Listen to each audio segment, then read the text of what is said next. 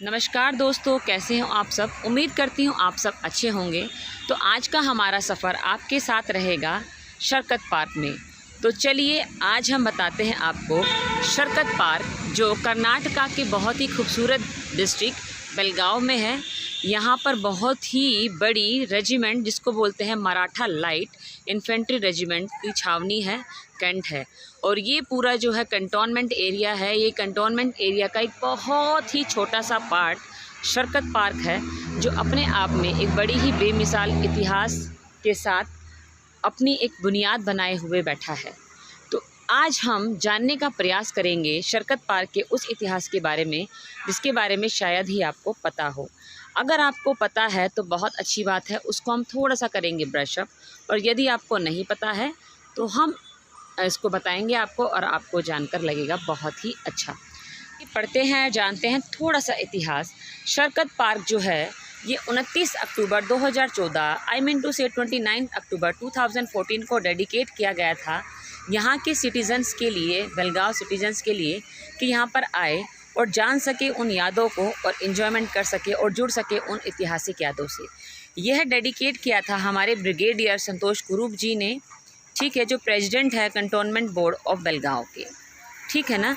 यहाँ पर आपको बताया जा रहा है कि किस तरह से 114 मराठाओं ने हु ब्राउट ग्लोरी, जो ग्लोरी लेकर आए थे to the nation on 29 October 1918 world war 1 के अंदर, by capturing the height of Sharqat, जो इराक में है। This saga of valour and sacrifice earn them the battle honour Sharqat. मैं इसके बारे में अभी आपको और भी ज़्यादा डिटेल में बताने वाली हूँ।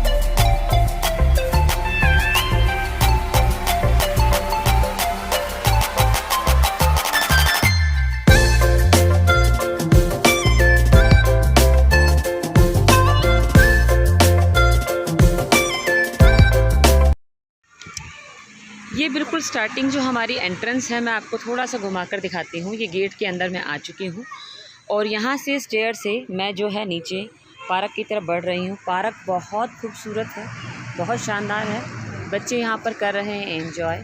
उन बच्चों के लिए यहाँ पर थोड़े डिफरेंट टाइप ऑफ स्विंग रखे हैं, ताकि बच्चों को यहाँ पर वैरायटी ऑफ स्विंग्स मिले और बच्चे जो है इस स्विंग्स का, इस पार्क का बहुत ही मज़े से जो है आनंद उठा सके। बच्चों के साथ साथ बड़े भी एंजॉय कर रहे हैं, आप देख सकते हैं। ये बहुत ही अच्छा और मज़ेदार होता है, क्योंकि सभी बड़ों के मन में एक बच्चा होता है। अब मैं थोड़ा सा आपको बताती हूँ इतिहास, जो बहुत ही इम्पॉर्टेंट है। शरकत की लड़ाई 1918 के प्रथम विश्व युद्ध के दौरान 114 मराठा, वर्तमान में Maratha light infantry regiment centre, तुर्की सेना के खिलाफ मेसोपोटामिया, इराक में तैनात किया गया था। 3500 तुर्की सैनिकों के साथ दुश्मन शरकत की दुर्जेय ऊंचाइयों के गढ़ पकड़े हुए थे। गढ़ माने होता है अपना एक पर्टिकुलर प्लेस, गुम्बद पर छुपे हुए थे ऊंचाई पर, हाइट पर। 29 अक्टूबर 1918 को ब्रिटिश सेना के द्वारा गढ़ पर कब्जा करने के लिए किए गए 2 हमले की विफलता के पश्चात भारतीय अधिकारियों के नेतृत्व में 114 मराठा के बहादुर मराठे उस अवसर में काम आए। उन्होंने दुश्मन की भारी गोलाबारी में और लुप्त होती रोशनी में भयानक हमला किया और अनुकरणीय वीरता और धैर्य प्रदर्शित करते हुए विजय प्राप्त की। तत्पश्चात पूरी तुर्की सेना समूह ने आत्मसमर्पण कर दिया। 114 मराठा के 163 बहादुर सैनिकों ने इस साहसिक कार्रवाई में शहादत प्राप्त की। अगर हम देखें तो यहाँ जो शरकत पार्क है, अपने आप में इतिहास तो लेकर बैठा ही है, अपनी बुनियाद बनाकर बैठा है। इतिहास के अलावा पार्क बहुत ही ज़्यादा है खूबसूरत। नीटनेस की जो अगर हम बात करते हैं, उदाहरण देते हैं, तो मुझे लगता है आना चाहिए आपको शरकत पार्क में। शरकत पार्क बहुत ही ज़्यादा खूबसूरत और बहुत ही ज़्यादा नीट है। मैं इस बात के through army man and army जो हमारी बटालियन है और जो उनके रूल्स को मैं बहुत ही ज़्यादा सैल्यूट करना चाहूँगी, क्योंकि ये जो अपने रूल्स के इतने पाबंद हैं, क्लीननेस के इतने पाबंद हैं कि इनके जैसा कोई नहीं और हमें इनसे बहुत कुछ सीखना चाहिए। समय समय पर यहाँ पर जो है सर्वे होते हैं, विज़िट होती है, बड़े बड़े ऑफिसर्स ऑफ आर्मी यहाँ पर आते हैं, क्योंकि ये है एक पूरा कंटोनमेंट एरिया और यहाँ पर थोड़ी थोड़ी दूर पर आपको ऑफिसर्स के घर एंड अलग अलग डिपार्टमेंट यहाँ पर दिखाई देते हैं। आप देखिए इतनी खूबसूरत पार्क है, चारों तरफ इतना सब कुछ खूबसूरत, कोई गंदगी नहीं, कोई डर्ट नहीं, कोई पेपर नहीं। इसे बोलते हैं स्वच्छ भारत, इसे बोलते हैं स्वच्छ कर्नाटका और इसे बोलते हैं स्वच्छ बेलगाम का स्वच्छ सरकत पार्क। दोस्तों अब मैं आपको दिखाती हूँ ये प्यारी सी एंड बहुत ही स्ट्रॉन्ग और कह सकते हैं ताकतवर और अपने आप में right now very old aged gun. क्योंकि यह गन जो है बहुत ही प्रसिद्ध युद्धों में यूज़ की गई है। चलिए इसके बारे में और जानते हैं थोड़े से fact. 75/25 mm 1B Howitzer. This is indigenous developed artillery gun, also called Indian mountain gun या Howitzer. Extensively used in mountain, the gun can be dismantled and carried on mules. The gun served the Indian Army in the four war, example 1947 to 48, second 1962, third 1965 and fourth 1971.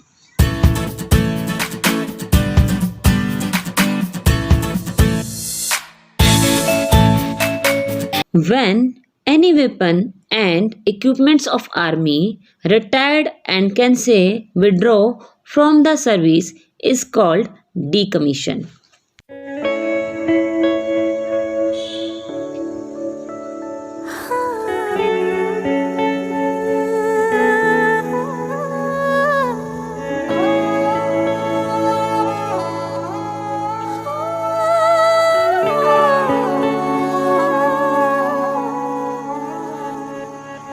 दिल चरखे की एक तो डोरी, दिल चरखे की एक तो डोरी, सूफी इसका रंग है, इसमें जो तेरा ख्वाब पिरोया, इसमें जो तेरा ख्वाब पिरोया, नींदे बनी पतंग,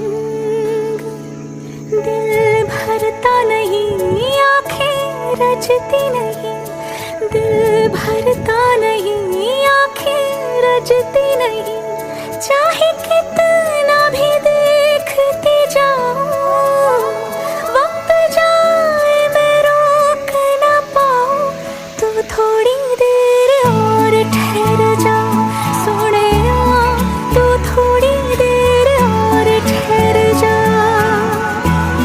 तू थोड़ी देर और ठहर जा, ज़ालिमा। तो फ्रेंड्स देखिए मेरे पीछे है बहुत ही खूबसूरत सी सीनरी। जनरली हम क्या करते हैं, एक आर्टिफिशियल फ़ोटो जो बहुत ही खूबसूरत सीनरी से ली गई होती है उसके सामने खड़े होकर अपनी फ़ोटो खींचवाते हैं, रिमूव कराते हैं ताकि हम लोग लगे बहुत ही खूबसूरत एंड ओवरऑल जो लुक है वो बहुत ही खूबसूरत आए। लेकिन मैंने ऐसा कुछ नहीं किया और मुझे ऐसा कुछ करने की ज़रूरत भी नहीं है, क्योंकि मैं एक नेचुरल सीनरी के पास हूँ and I am the lucky one and my all Belgaumis, my all kiddo, my all friend and जो मेरे आउटर्स फ्रेंड हैं, मेरे साथी, मेरी फैमिलीज़, मेरे रिलेटिव्स, आप लोग जो है इसका फ़ायदा उठाइए। मैं अभी कर्नाटका में हूँ, आप आइए and then we will enjoy this natural scenery and बहुत ही खूबसूरत, बहुत ही प्यारा। हमें तो कोई ज़रूरत नहीं है कि हम लोगों को फ़ोटो चाहिए उसके सामने हम खड़े होंगे, नहीं, हम लोग तो नेचुरल सीनरी के साथ हैं। बेलगांव अपने आप में बहुत खूबसूरत है, चारों तरफ हरियाली एंड खूबसूरती। अब मैं आपको दिखाती हूँ डॉग्स को। देखिए थोड़ा सा मैं बैक हो रही हूँ, थोड़ा सा मैं बैक होती हूँ तो यहाँ पर है दो स्ट्रॉन्ग बड़े बड़े ख़तरनाक से डॉग, देखिए। एंड मुझे डॉग्स बहुत प्यारे हैं, मेरा जो एक्सपीरियंस है वो डॉग के साथ बहुत अच्छा है। एंड क्योंकि मैंने खुद उनको जो है पेट किया है अपने घर पर, एंड मेरी बहुत ही स्ट्रॉन्ग मेमोरीज़ है जो मैं कभी ज़िंदगी में नहीं भूल सकती। And they are so faithful. आपको अपने जीवन में अगर सच्चा साथी बनाना है, प्यार करना है, तो रियली अगर एक नेक काम करना है तो डॉग को पेट बनाइए, उनको प्यार कीजिए, वो सदैव आपके साथ रहेंगे, वो कभी भी आपको चीट नहीं करेंगे। इसलिए हम थोड़ा सा और आगे बढ़ते हैं और मज़े लेते हैं। आँखों को हरियाली बहुत पसंद है, ग्रीनरी बहुत पसंद है, इससे आँखें हमारी रिफ़्रेश तरोताज़ा हो जाती है। एंड रियली मैं बड़ा अच्छा फ़ील कर रही हूँ। जनरली हम लोग क्या रहते हैं, हम लोग लैपटॉप से कनेक्टेड रहते हैं, सिस्टम से कनेक्टेड रहते हैं। हमारे आप कम से कम कह सकते हैं 7 आवर हो जाता है हम ऑनलाइन रहते हैं। अभी तो जो है मैं ऑनलाइन मतलब 3 दिन रहना नहीं है, इन्जॉय इनडायरेक्टली तो अभी भी हूँ मैं, वो तो पीछा नहीं छोड़ते। बट यहाँ पर आके मैं रिलैक्स फ़ील कर रही हूँ। चारों तरफ बहुत हरियाली है, बहुत ही खूबसूरत सा सीन है, बहुत ही अच्छा सा सीन है। एंड मैं ये कहूँगी कि वीक में एक बार आप लोग ज़रूर टाइम निकाल कर आएँ और शरकत पार्क की खूबसूरती को निहारें, उसकी खूबसूरती को बनाए भी रखें। आप अपना कुछ भी सहयोग दे सकते हैं, ऐड ऑन कर सकते हैं। जैसे चलते चलते यदि आपको कोई पेपर दिख जाए, जैसे कि अभी मुझे एक पेपर दिखा है, देखो मैं आपको दिखाती हूँ। मैं चल रही थी तो मुझे यहाँ पर एक पेपर दिखाई दिया, दिस पेपर, देखो ये पेपर। अभी मुझे क्या करना चाहिए, ये आप लोगों के लिए भी मेरा एक सजेशन है। अभी मुझे ये क्या करना चाहिए, इतना खूबसूरत मतलब ग्रीन, चारों तरफ ग्रीन, पेपरलेस पार्क मैं कह सकती हूँ, डर्टलेस पार्क, गार्बेजलेस पार्क के अंदर ये अलग ही दिख रहा था। तो मेरा क्या कर्तव्य बनता है, मेरा कर्तव्य बनता है कि मुझे इसको उठाकर डस्टबिन में डाल देना चाहिए। तो मैं इस तरीके से इसको डस्टबिन में डाल रही हूँ। तो जब कभी भी आप लोग आएँ तो अपना सहयोग थोड़ा सा दें, और जहाँ पर भी आपको कुछ डर्ट, कुछ गंदगी दिखाई दे उसको उठाएं और बिना शर्म महसूस करे उसको डस्टबिन में डाल दीजिए। आप जब सफाई करते हैं, आप जब कोई कूड़ा जो इधर उधर फैला है उसको उठाते हैं, उससे आप छोटे नहीं बहुत ऊंचे बन जाते हैं, आपका कद बहुत ऊंचा हो जाता है। शरकत एक वो जगह थी जो मेसोपोटामिया, अभी राइट नाउ इराक में है। यहाँ पर एंग्लो ब्रिटिश सेना और टर्कीज़ के बीच में हुई थी लड़ाई। तो यहाँ पर ओनली 3 ब्रिटिश ऑफिसर थे उस सेना के अंदर जो बड़े ओहदे पर थे, उसके अलावा सभी भारतीय थे। और भारतीयों में भी वो मराठा थे, हमारे वो वीर योद्धा थे जिनको कहा जाता है मराठा सुडोल। उनकी जो आकृति होती है, शारीरिक आकृति सुडोल होती है, लेकिन उनका दिमाग बहुत तेज होता है और वह शारीरिक रूप से बहुत फुर्तीले होते हैं। तो अपनी वही फुर्ती दिखाते हुए उन्होंने 2 डेज़ के बैटल को, ये 2 दिन चली लड़ाई थी जिसके अंदर मराठाओं ने इसको जीत लिया था इराक के एक शरकत एक नाम की एक जगह पर। उसकी याद में जो है ये शरकत पार्क बनाया गया। उस विजय की याद में जो उन 114 मराठाओं ने, उन वीर योद्धाओं ने अपनी जान पर खेलकर जो है ये लड़ाई लड़ी थी। यह लड़ाई 1918 में लड़ी गई थी और यह 2 दिन लगातार ये बैटल चली, ये लड़ाई चली, जिसके अंदर बहुत ही ज़्यादा हमारी भारतीयों को, हमारे मराठाओं को जान माल की हानि हुई, उनकी शहादत हुई। लेकिन शहादत के बाद भी उन्होंने अपना जो कर्म नहीं छोड़ा और इस बैटल को जीत लिया। इस बैटल के अंत में जब उनका युद्ध घोष था, युद्ध घोष का मतलब होता है वार क्राई, तो वह ज़ोर ज़ोर से गूंज रही थी, बोलो छत्रपति शिवाजी महाराज की जय, बोलो छत्रपति शिवाजी महाराज की जय। छत्रपति शिवाजी महाराज जो है एक बहुत बड़ी इंस्पायरिंग पर्सनैलिटी रहे उन मराठाओं के लिए जो हमारे वीर योद्धा थे।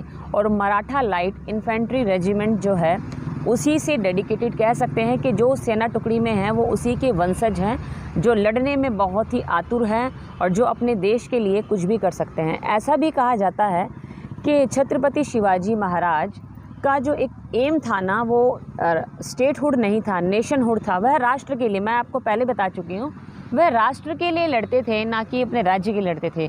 उनका मानना था कि राष्ट्र को जीतना है, राष्ट्र में कोई भी आएगा, राष्ट्र की एकता के मार्ग में कोई भी आएगा तो हम उनको कभी भी नहीं, कतई भी नहीं छोड़ेंगे।